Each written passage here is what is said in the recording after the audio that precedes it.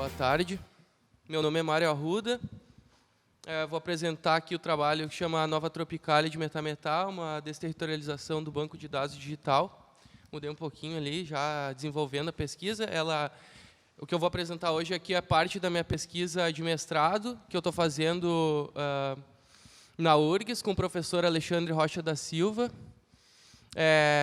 Muito feliz hoje estar aqui pelos diversos assuntos e também discussões que atravessam a minha dissertação, e também eu tenho um trabalho musical, um selo chama Lesma Records, e tenho duas bandas que eu mesmo produzo, mixo e faço tudo, uma Chimichurris e a outra Supervão. Então está sendo muito proveitoso para mim todas essas discussões. Mas vamos lá. Vou tentar fazer aí no tempo, mas sabe como é que é o tempo. Bem, como foco hoje aqui, eu trago uma aproximação entre a circulação de informações e produção estética, né? Me proponho a pensar esses campos através da análise do Metametá e do seu último disco chamado MM3, que até estou passando a capinha aí, porque vai ser uma coisa que eu vou discutir em seguida, e o problema que se coloca inicialmente é esse, que é como o Metametá tem criado uma estética capaz de produzir deslocamentos das interações programadas pelos algoritmos dos bancos de dados. Mais ou menos a minha pesquisa começa com a percepção de que, sim, a internet ela é o meio que tem se propagado a música independente e contemporânea, só que ela já é, de certa forma, territorializada em bolhas. Eu vou explicar isso mais especificamente, mas o que eu estou pensando aqui, então, é como algumas bandas têm conseguido ultrapassar essa barreira. Eu não estou colocando a internet aqui nem como ruim, nem como boa, mas problematizando já alguma coisa que está dada em relação à produção independente nacional. Bem, para fazer isso, eu vou começar, então, explicitando a estruturalidade da internet, para chegar, então, em relação à estética e pensar como ela age sobre a estrutura da internet. Em relação à internet, então, ela é estruturada em bancos de dados, e esses bancos de dados são organizados a partir das interações nas redes. Isso quer dizer que o banco de dados ele é fruto dessa interação que é constituída por performances online. Eu estou chamando de performance aqui qualquer movimento dentro da internet, desde os cliques, visualizações, compartilhamentos, buscas e assim por diante. Essa organização gera o que a gente pode chamar de bolha algorítmica, que seria o lugar de cada um dos dados. E não só dos dados, mas também dos perfis pessoais, dos movimentos pessoais. Na internet, então, tudo é dado, né, para o seu sistema, inclusive os nossos movimentos. Bem, essa estruturação do banco de dados, ela serve muito bem a mercantilização de subjetividades, e isso se expressa mais praticamente em relação por exemplo, a venda de anúncios direcionados, né? Pode escolher anunciar teu produto, por exemplo, no Facebook, para os universitários da Unicinos, do sexo feminino, com uma idade escolhida, e assim por diante. Especificamente sobre a bolha algorítmica, o lugar, né, dos dados, a gente pode pensar ele teoricamente como um território existencial. Trouxe uma pequena passagem aqui do livro Mil Platôs, do Deleuze e Guattari, o Mil Platôs 4, que seria o território, primeiramente, a distância crítica entre dois seres de mesma espécie, marcar suas distâncias. Isso parece bem animalesco, e ele está tratando do devir animal quando trata disso, mas aqui para nós vai interessar pensar o território como um lugar onde se pode identificar muito bem subjetividades. E subjetividades não somente relacionadas a usuários, mas também aos dados. Os dados também podem gerar identificação de subjetividades que circularão em relação aos outros dados no mesmo território. Sobre os códigos, na bolha algorítmica tem códigos muito específicos. O código que eu estou falando aqui é o código cultural e produtor de sentido nos termos do Humberto Eco, que é esse aqui, Tratado Geral de Semiótica, mais especificamente quando ele trata da teoria dos códigos, né? Bem, essa organização, na prática, ela gera o quê? A interação programada por relevância. As bolhas, esses lugares, mostram somente aquilo que mais possa interessar ao usuário, né? E essa relevância se dá pelas performances anteriores. Então, aquilo que tu deu like, tu interagiu um tempo atrás, quando for identificado algo parecido no mecanismo da internet, aquilo vai circular para ti, né? Isso se deu porque, como todos sabem, há um grande número de informação na internet, a gente, obviamente, não recebe tudo. Provavelmente aqui, todos nós temos perto de, sei lá, 500 amigos, 1000 amigos no Facebook, e a gente sabe que a gente recebe informação, por exemplo, de 50, né, digamos 100 no máximo. E é mais ou menos isso daqui que gera esse tipo de coisa. Ainda assim, a gente precisa lembrar que há uma recursividade entre interação e banco de dados. O banco de dados é formado por essa interação e ela, então, pode ser transformada a partir da interação. Daí surge a seguinte pergunta: como produzir um deslocamento da interação programada, né?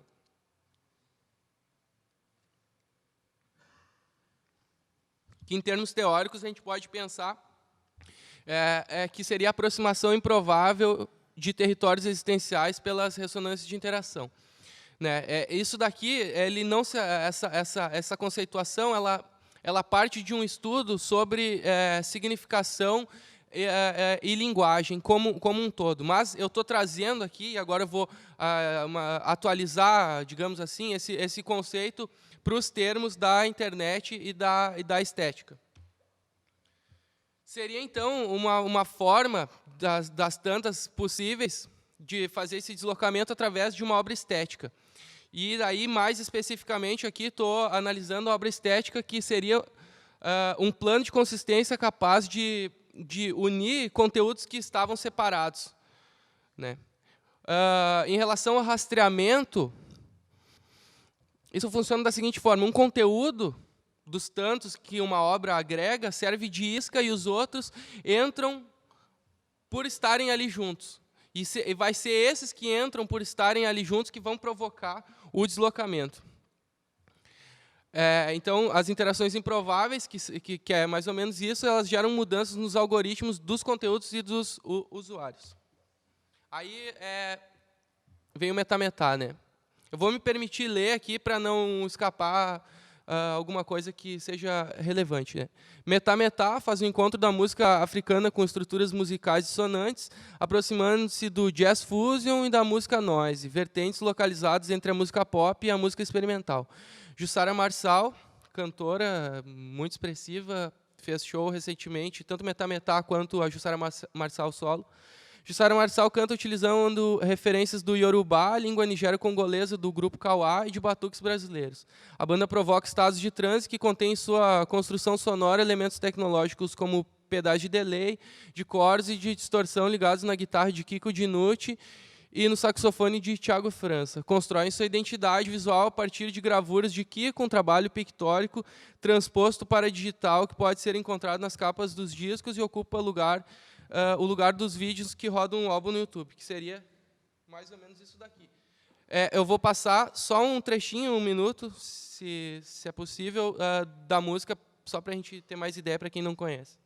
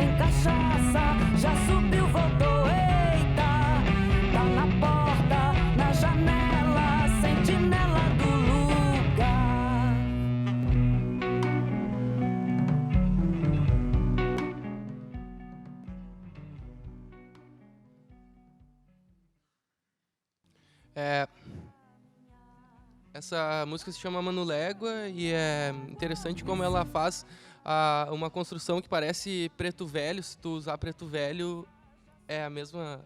Dá para tu cantar muito bem. Esse é um mecanismo de construção da banda também.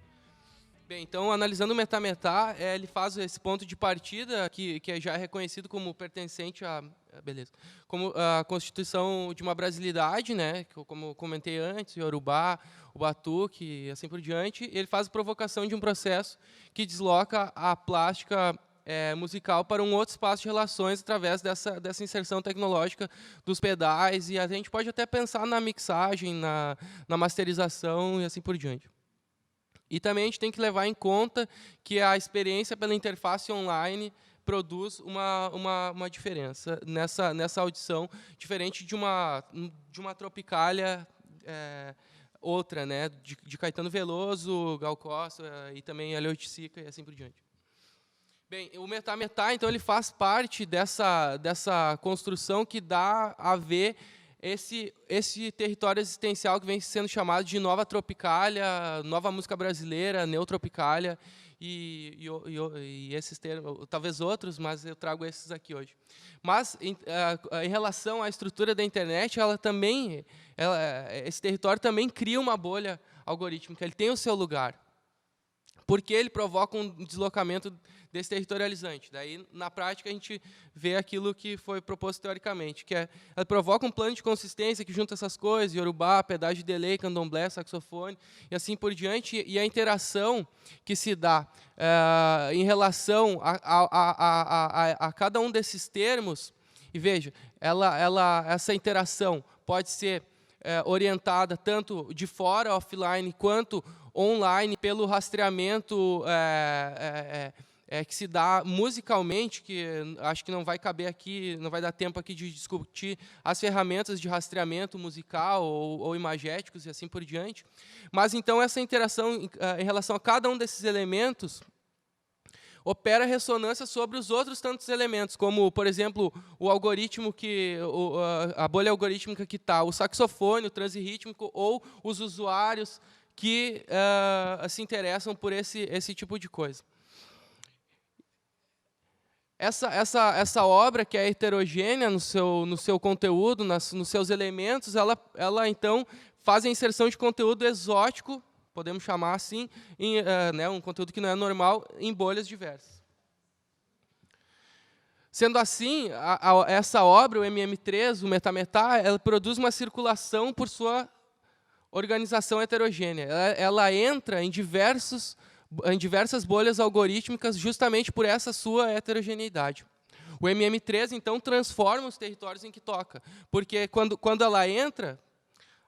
Estou sendo meio repetitivo aqui, mas para tentar ser claro, porque uma coisa que eu não sou é claro. Transforma os territórios em que toca por essa possibilidade de justapõe diferentes elementos e assim desterritorializa, ou pelo menos desorganiza um pouco os territórios pessoais ou conteudísticos de cada um dos elementos que está ali. Além disso, essa estética dá a ver como algumas estratificações ressoam sobre outras, né? Isso daí aqui já a análise que eu estou fazendo dá a ver também a partir desse disco, que, por exemplo, bancos de dados, visibilidade, fazem uma relação, códigos culturais e estéticas, performances interativas e rastreamento. Diante disso, a gente pode considerar que a nova Tropicália é uma espécie de estética arqueológica. Trago esse termo aqui, arqueologia, em relação ao Michel Foucault, no livro Arqueologia do Saber, que a arqueologia do Foucault, a descrição arqueológica, é uma espécie de apresentação de um totem diferente do constituído historicamente. É uma descrição, uma metodologia descritiva que tem em sua essência, digamos assim, uma espécie de ideologia transformatória.